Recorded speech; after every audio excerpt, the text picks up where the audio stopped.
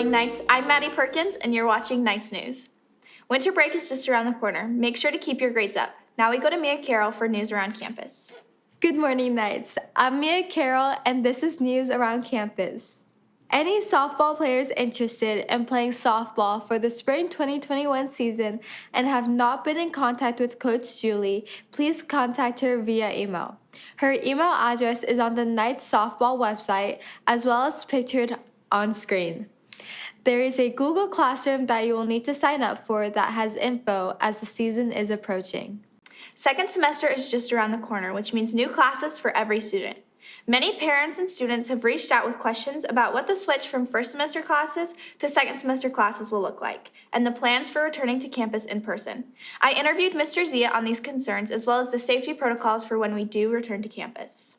As you know, it's a 4x4 schedule for those students that have been at San Marcos High School. Our sophomore, junior, and seniors, we've traditionally have a 1 to 6 period classes that were a semester long. Those days are over.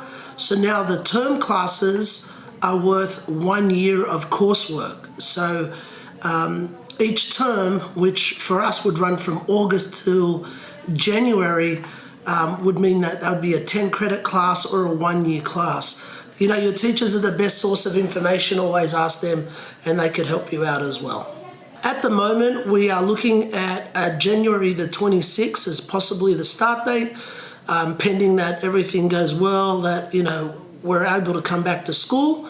And it's going to be a hybrid model. So for those people that are not quite familiar with a hybrid, it's basically a blend of in-person instruction and then instruction, or not instruction, but basically work that you do at home on your own. Synchronous means you're working with your teacher.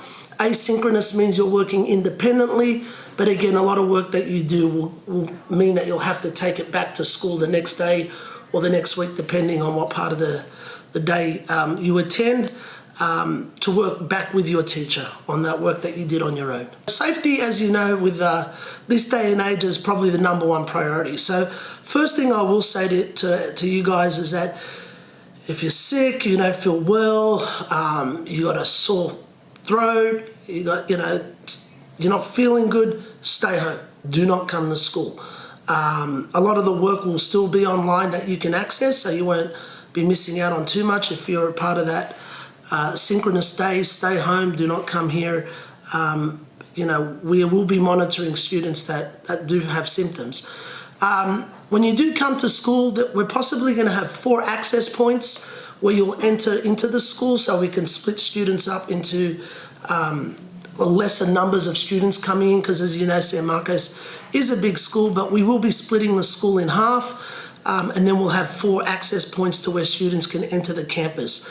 At this point, you must show the Loomis site, which is an app that shows that you've cleared yourself and that you've taken your temperature and that you do not have any symptoms.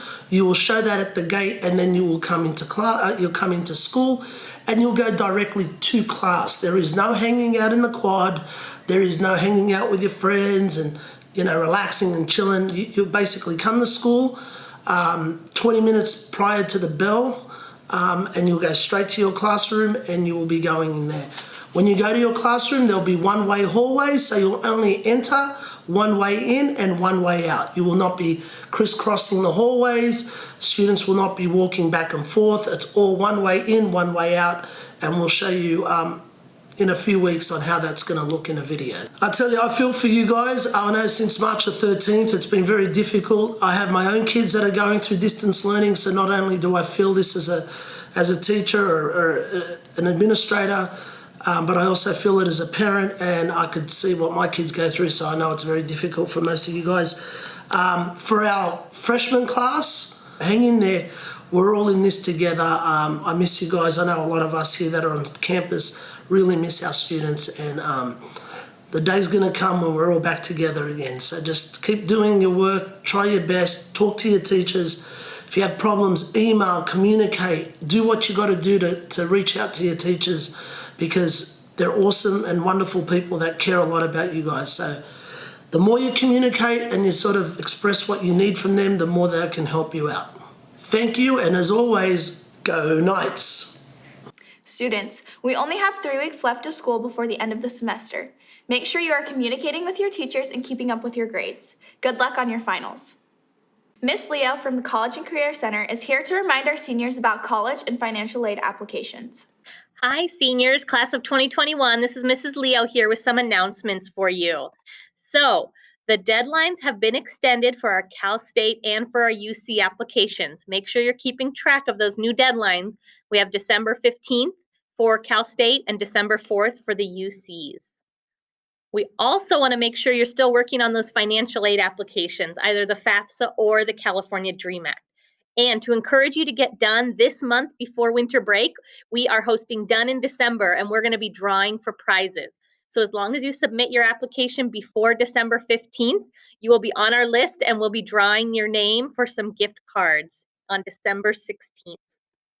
We also want to make sure you're applying to Palomar because we want you to get that Palomar Promise, that 2 years free. There's 3 steps in order to get that scholarship.